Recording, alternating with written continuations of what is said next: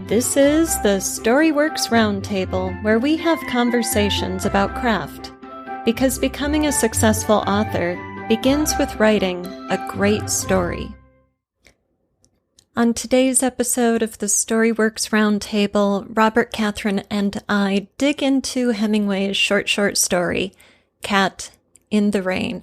It's easy to find online if you would like to read it, but it's so short, it's only like 600 words, that I thought I would go ahead and read it to you so that you can really get the most out of today's episode. Before I read the story, I wanted to let you know I still have a few seats open in Memory, Emotion, Body, the Minnesota Prison Writing Workshop session of my creative writing workshop. This workshop is all about digging into the writer's wellspring of personal experience. Whether you're writing fiction or nonfiction, your aim is to move the reader, to move those emotions and our memories, emotions, and our lived bodily experiences inform and shape everything that we put on the page. So I hope you will come explore this essential part of the writing process together, and also support the Minnesota Prison Writing Workshop students. This live classroom over Zoom is recorded, and then those recordings will go into Minnesota Prison facilities to provide them their workshop classroom. And because of this special circumstance, I'm offering the workshop for pay what you can, for as little as $20, which is as little as $1 per classroom hour. You just cannot beat that. Head over to storyworksfiction.com, get all the details, and enroll. Cat in the Rain by Ernest Hemingway. There were only 2 Americans stopping at the hotel. They did not know any of the people they passed on the stairs on their way to and from their room. Their room was on the 2nd floor facing the sea. It also faced the public garden and the war monument. There were big palms and green benches in the public garden. In the good weather, there was always an artist with his easel. Artists liked the way the palms grew and the bright colors of the hotels facing the gardens and the sea. Italians came from a long way off to look up at the war monument. It was made of bronze and glistened in the rain. It was raining. The rain dripped from the palm trees. Water stood in pools on the gravel paths. The sea broke in a long line in the rain and slipped back down the beach to come up and break again in a long line in the rain. The motor cars were gone from the square by the war monument. Across the square, in the doorway of the cafe, a waiter stood looking out at the empty square. The American wife stood at the window looking out. Outside, right under their window, a cat was crouched under one of the dripping green tables. The cat was trying to make herself so compact that she would not be dripped on. "I'm going down and get that kitty," the American wife said. "I'll do it," her husband offered from the bed. "No, I'll get it. The poor kitty out trying to keep dry under a table." The husband went on reading, lying propped up with the 2 pillows at the foot of the bed. "Don't get wet," he said. The wife went downstairs, and the hotel owner stood up and bowed to her as she passed the office. His desk was at the far end of the office. He was an old man and very tall. "Il piove," the wife said. She liked the hotel keeper.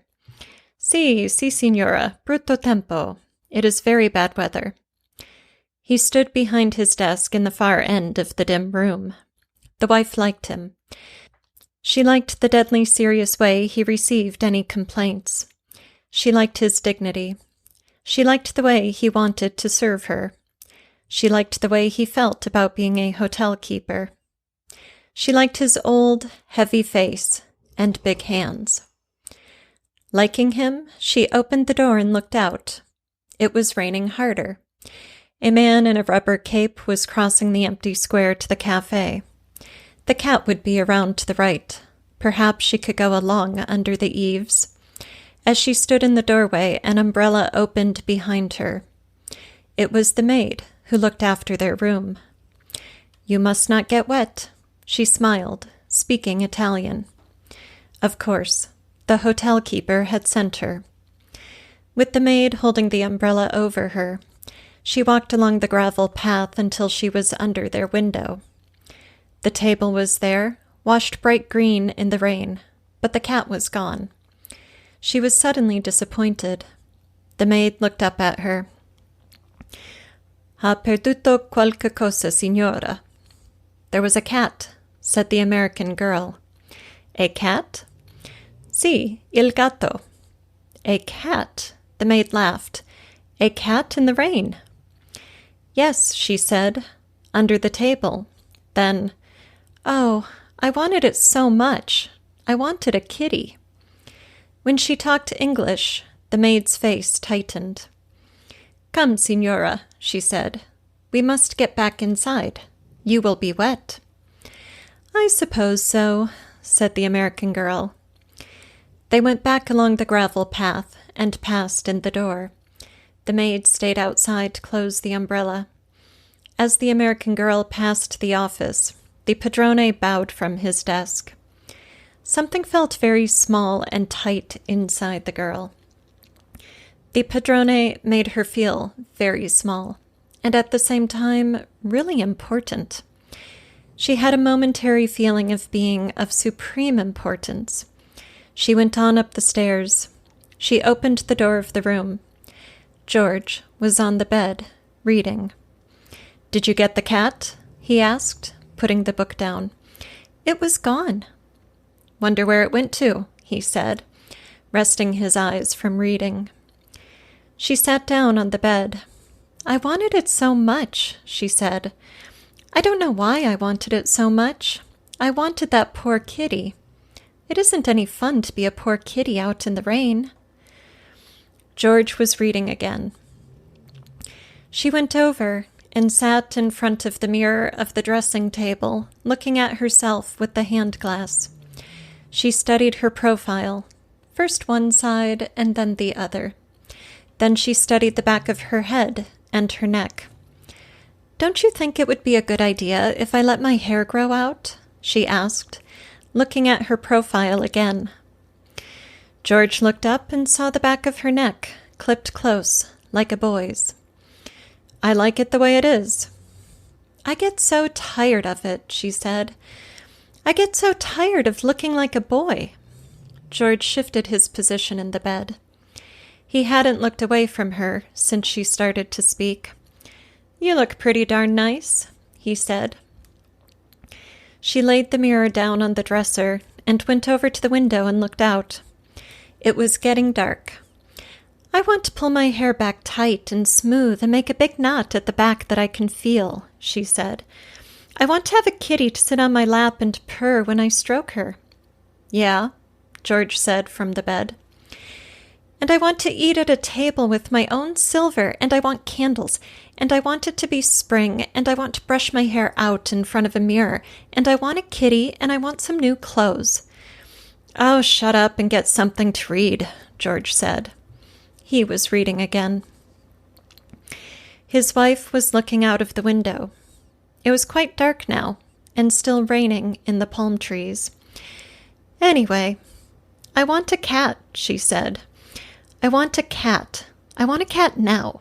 If I can't have long hair or any fun, I can have a cat."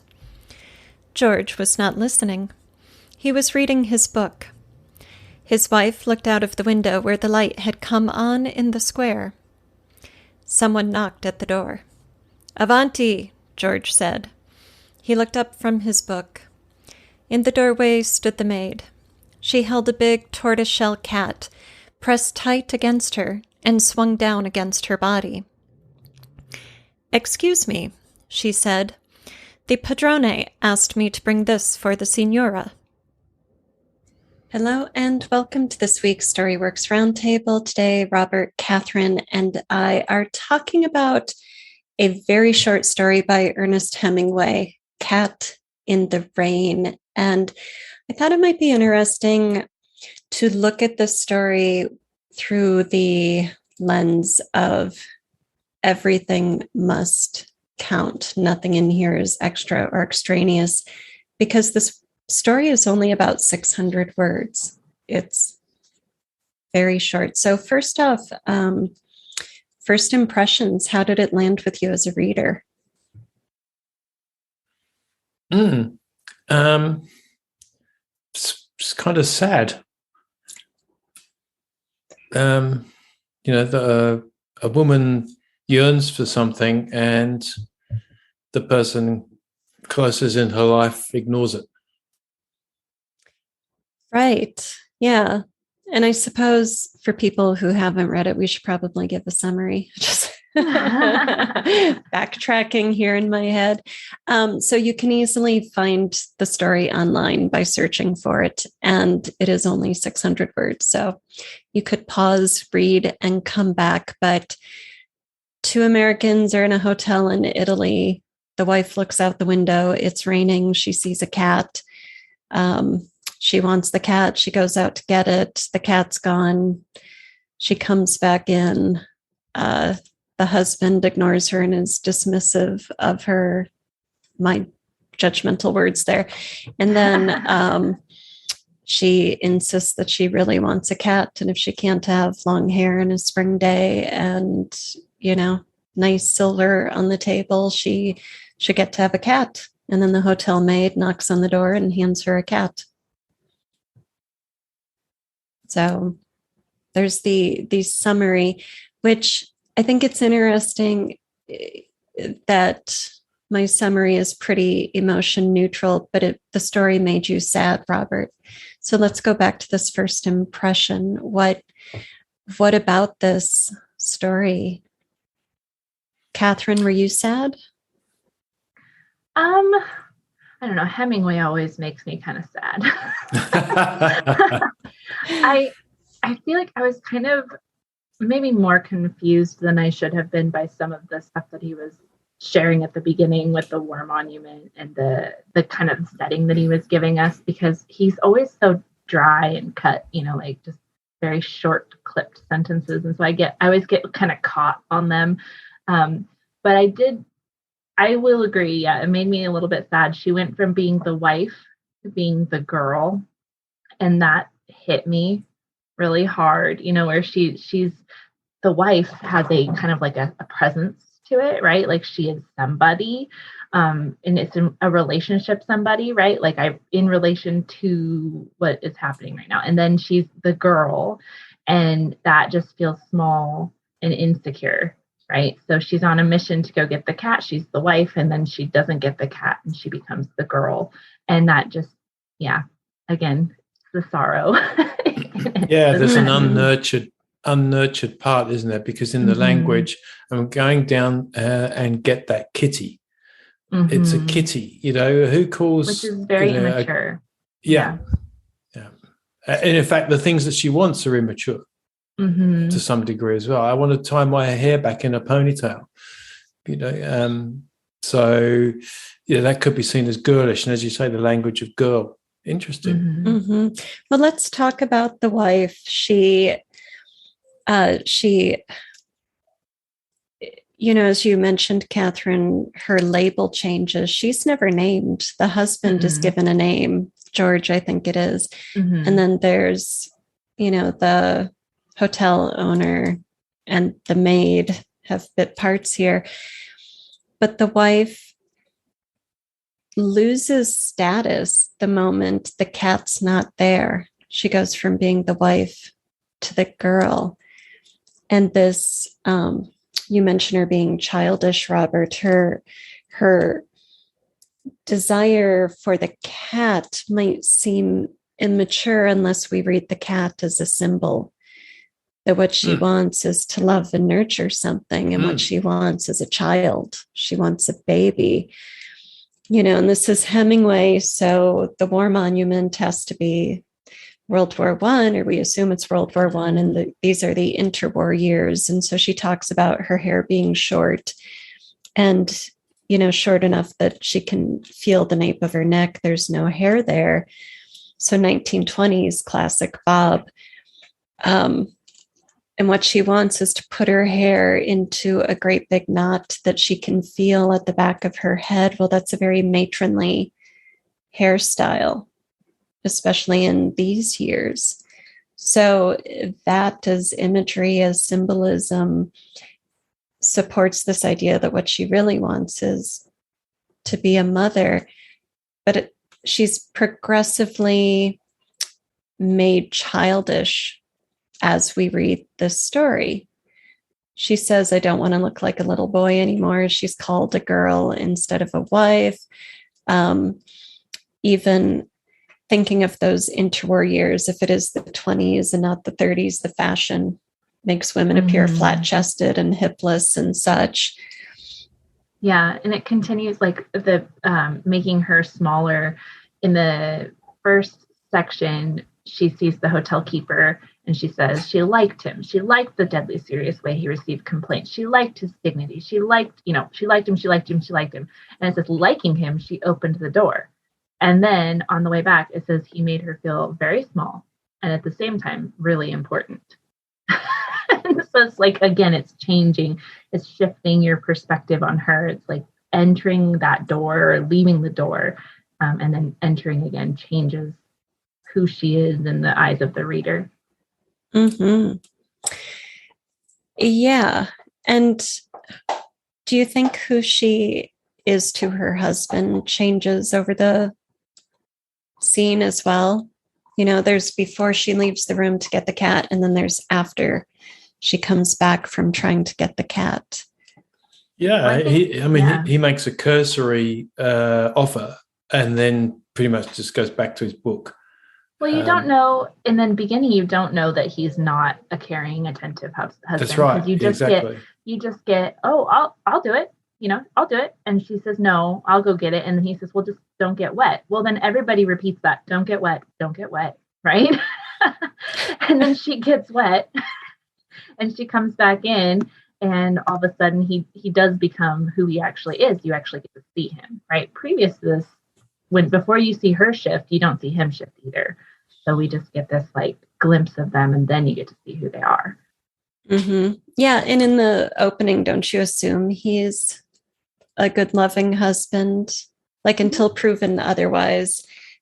I just took husband at face value and assumed he was, offering to go get the cat for her. Isn't that a sweet gesture? And then he comes back and he tells her to shut up, stop whining about the cat, read a book. A book or something. Yeah. And also he doesn't say, I'll do it. He muttered from the bed. He says, I'll do it. Her husband offered. So he's made an offer. So there's a very clever positioning in there. And as you're quite right, it's only later that we realise that it's everyone else who makes her feel important apart from her husband. Mm-hmm. Mm-hmm. Right. Now, what you just said, Robert, about the word choice, her husband offered. Hemingway doesn't give us interiority. We don't see the wife's take on that offer. Does she believe it's sincere? No. Is it, does he not expect her to say yes? And that's the only reason he's making the offer. So we only have those words at their face value. And because there's no inflection added to his dialogue, because there's no interiority for either character coming to us from Hemingway, we are left open to make that assumption. Right. Yeah. And I think after you see him shift, I just noticed again that her verbiage shifts again. So we've got the American wife at the beginning, the girl in the middle. And then once you've realized what he is and how he treats her, the last couple of paragraphs, she's his wife. And that's how she's referred to at the end of the story. His wife, his wife, his wife. And I think, again, that just Hemingway is so clever with using these labels to show us the shifts without us really having to work for it, but we do have to work for it, right? We're working for it subconsciously, which is really neat. Mm-hmm. Yeah. And, it's interesting looking at the end of the story again. George was reading again. George shifted his position in bed George was not listening, but she's his wife. So she is only there in relation to him. And she has this almost tantrum saying what I want. And I want to eat at a table with my own silver. And I want candles. And I want it to be spring. And I want to brush my hair. And he says, oh, shut up. And so that process of making her childish continues right through to the very end. Mm-hmm. Yeah. She has importance in the beginning as the American wife. And she's clearly in a foreign area. She's the American wife. She's important, right? And then she just becomes the girl, and then she becomes a possession. And that's really sad. Thus the sadness. Yeah. And he doesn't want her to change, and she wants change. Mm-hmm. So he says, I like it the way it is, and you look pretty darn nice. And then when she starts to push back, he says, look, just stop. Mm-hmm. And he's not necessarily being nasty. I mean, he's oh, you look pretty darn nice. He just hasn't fully empathized with what she's expressing. Mm-hmm. Yeah. So before we talk about the very ending, assuming nothing here is extraneous, he gives us quite a few words relative to the story length describing the square with the war monument in it. So what do we make of that war monument? Why is that important?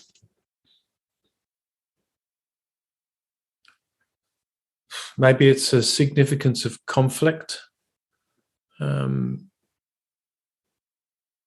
it seems a little stark as well, because there are no cars and the square is empty. So after something has been won, it just feels like there's a vacuum for something. In the good weather, there was always an artist with his easel, and this is bad weather, so it's barren, there's missing creativity, there's something missing from it. The cars, it's raining, things are pulled around, there's no cars, there's no people, the cafes are empty. Oh, it doesn't say they're empty, but the waiter's standing looking out. So everyone's looking out, expecting something. Right. It's interesting that he opens by juxtaposing the square in good weather to the square in bad weather, and we are in bad weather. All of this takes place in the rain, which empties the village square of life. And the monument is a war monument, and it's bronze, and it glistens in the rain, but everything that normally surrounds it, the artists and the cafe patrons, and they've vacated, even the motor cars have gone away. And I wonder if the war monument is representative of the husband, if he's a veteran, if he fought, if he's now emotionally shut down, cold. He looks nice, but you aren't going to get any feeling out of him. He's like the war monument. Yeah, it could be, couldn't it? It could be the whole thing is metaphorical of what happens to society post-war. We've got people that are unfeeling, and we've got people who want to return to something that gives them spark, that the reason why humans are alive, whether it's a cat or a child. Well, and if it does, represent, here's the end of the war, here's the result of the end of the war, is this couple who's having marital conflict, really. That's something that if he came back from the war because that's what the war monument is representing, and she doesn't understand him anymore, and she wants to go back to the way it was. There's just so many layers that could represent. And that's why I'm saying, at the beginning when I'm reading that, going, there's a war monument here, and didn't factor into any other thing. He's trying to set the scene there with the war monument. So he's given you it for a reason. And I think anything that you kind of imply out of it, is going to affect the way that you read the story. So We should get him on the show and ask him. We should. Yes. I'll get the seance table and the candles. Right. But isn't that the point of writing, though, and good writing especially, is that you come out of it with what you put into it, right? So as a reader, I'm reading that going, this war monument means something. So I'm going to make it mean something. And if I didn't make it mean something and I just skimmed past it and Alida goes, oh, what about the war monument? And I went, what war monument? I was still sad at the end, right? I still wanted the girl to have her cat. And when she got the cat, I was like, okay, like that's good. But, like there's that balance of, the author puts in what they put in and that's awesome. And we want them to put it all in there, but it's what the reader gets out of it that's equally important. And, what we take or don't take out of it is up to our own individual reading. Right. Right. And it would not be the same story if he had a fountain bubbling at the center of the square. It has to be the war monument because as subtext, as symbolism, that affects us differently than something else. It shifts the mood and the attitude of the piece that it's a war monument. And it also, like you said, gives us timing. Like, it's a shiny new war monument, you can tell. And it's representative of conflict. Very close, right? It was not that long ago. And there were only 2 Americans stopping at the hotel. So it's freshly over. People aren't traveling yet. Yeah. Right. Okay. Yeah, that would make sense of why the woman's face tightened. The maid's face tightened when she talked English. So there's that sense of there's still underlying. Well, we don't know why, but is that because we've now got Americans in a country that they fought against?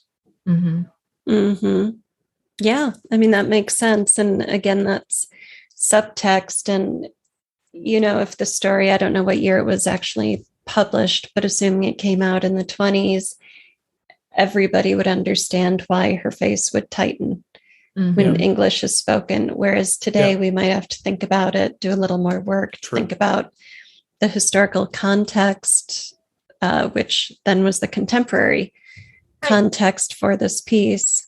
But regardless, you get the idea that the maid is doing her job and maybe doesn't love the fact that there's an American there, but regardless, she's going to do her job, right? Right. Yeah. And the wife has that thought, that line of, oh, right, the hotel keeper, the innkeeper sent her out here with the umbrella. It wasn't the maid's idea to come open an umbrella over this silly young American wife's head. It was, and the wife says, I want the cat. And the maid is like, what? How about you want food? How about you want, clothing? You want your dead to come back. You want a cat. And when the maid comes back with the cat at the end, there's no emotion there. It's she just says, excuse me, the padrone asked me to bring this. So again, it's the man that she liked who did all the work for her.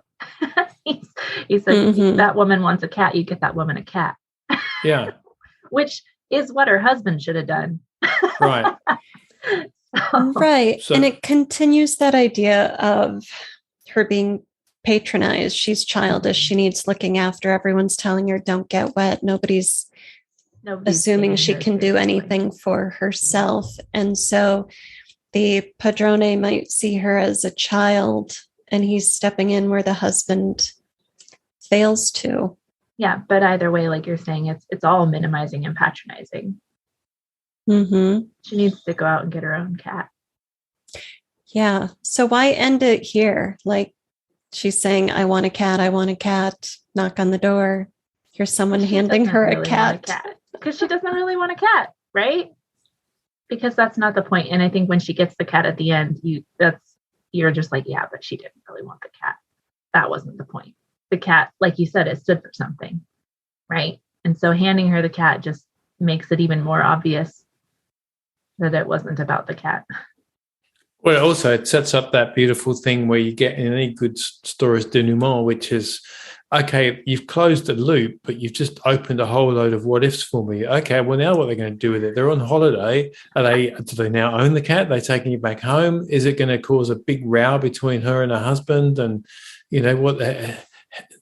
Where's it going to go to the toilet? How are they going to feed it? It's all those, The practicalities of a cat. Right, but it's thrown a curveball into the relationship where the husband didn't particularly care, and now she's got what she wants. Now he's going to be forced to deal with it. Mm-hmm. Right. And how will she relate to the husband with the cat in hand? She could rub it in his face, or she could ignore the husband and lavish love on the cat. The husband could throw the cat out the window, like so many things. Right. As you said, Robert, it closes one loop, but it opens this whole world of possibilities, which is the gift of great writing. Mm-hmm. The reader walks away with something new to play with. And she's still not in control at the end either, because it's the husband who gives permission for the door to open, and he's the one who's addressed. The padrone wanted this for the signora. So the wife is even out of the loop. It's not even, would you like this cat now? And it's not the padrone who shows up caring, and he doesn't interact with the wife. It's the two uncaring people, the maid who's kind of, seems a little bit, I'll do my job, but maybe I'm judging. And the husband who's just, okay, sure, come in. Yeah, that's really interesting, Robert. You're right. The maid is addressing the husband because it's not second person. The padrone asked me to bring this to you. It's yeah. So again, our childish wife is being ignored and patronized, and no emotional satisfaction for her. She's the only character with any emotional presence, with any feeling here. And maybe the padrone to some degree as well, by inference. Maybe, or maybe he's just hoping for a big tip. She liked his dignity. She liked the way he felt about being a hotel keeper. So there's something she's inferring there. Mm-hmm. It's like he's a sense of protection and a father figure that, I'm inferring there, but some sense of care. Right. But then that's when she's going out, and when she comes back in, she says he made her feel really small and really important. So there's this weird kind of... Yeah, I think I agree with Robert. I think it's that father figure thing, right? He's a sense of protection, but he also, because he's a father figure, he's treating her down, right? He's treating her like a child or a daughter or, whatever. So he may have the best intentions, but he's still, in the way that he acts, he makes her feel important. She likes his dignity, but she also feels very small.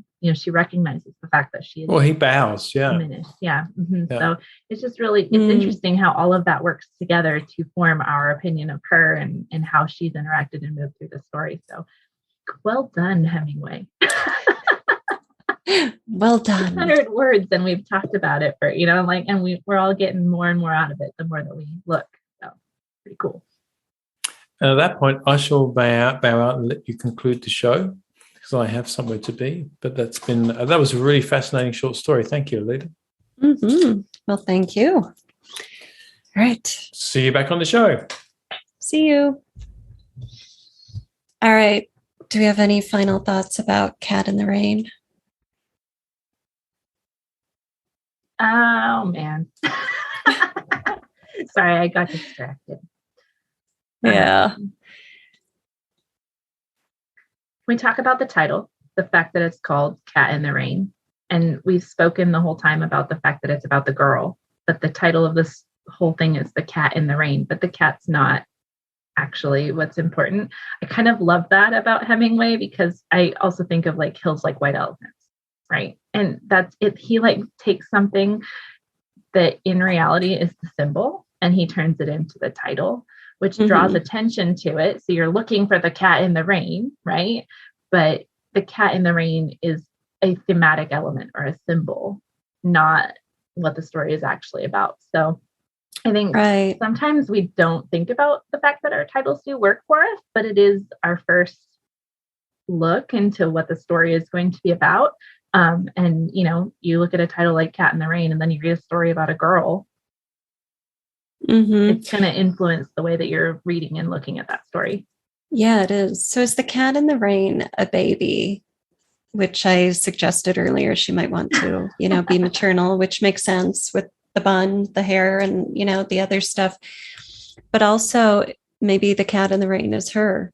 That's where I went initially. I totally thought the cat in the rain was her because of the way he keeps repeating, don't get wet, right? Don't get wet, don't get wet, don't get wet. And she goes out in the rain and she calls it a poor kitty. And what does she say right here? I wanted that poor kitty. It isn't any fun to be a poor kitty out in the rain. Mm-hmm. And it just, that's where I think I went from, it's her, she's the one that's out in the rain and she just desperately wants to come in from the rain and nobody will come and get her. And that, she went out to try and get that cat because it is kind of, she feels like that cat being put out in the rain. So that's where I went. Yeah. But I also see how you could get to it being a baby or to it being something unattainable that she doesn't feel like she can have, whether that's a baby or whether that's, a loving family life or whether that's a nurturing family life or, whatever it is. She feels like there's something in her life that she can't get to. Yeah, I think it's both. I think the cat in the rain is her, as you said, she's left out in the rain. She's unloved. Nobody is nurturing her and loving her. And so her wanting to rescue the cat is her wanting to be rescued by her husband. But at the same time, because of the way she's made childish and her hair and the things she wants a table with silver on it and candles, and she wants a spring day, flowers. She doesn't want to go party. She doesn't want a gin martini. She doesn't want to dance with a jazz band in a nightclub. She wants the stuff of a home life, which is matronly, which is motherly, right? She wants to be settled and rooted and to have the markers of adulthood while she is constantly infantilized by the events and characters in the story. Yeah, it's like she wants to move forward into what life has for her, and she feels like she's being held back, and her husband is holding her back. I mean, clearly he is holding her back. So yeah, really, really good stuff. Good job, Hemingway. I know, right? But you read stuff and you do want to, like, good job to this author, because especially, the more you read, you don't have to be a writer to do this, right? But the more you read and the more you're exposed to different things, you start going, oh, yeah, I see what you did there, and good job. You made me think, you made me feel in a way I wasn't expecting or maybe wasn't previously. And that's what we all aspire to. Thank you for listening to the Storyworks Roundtable. Find all our shows, show notes, and videos at storyworkspodcast.com.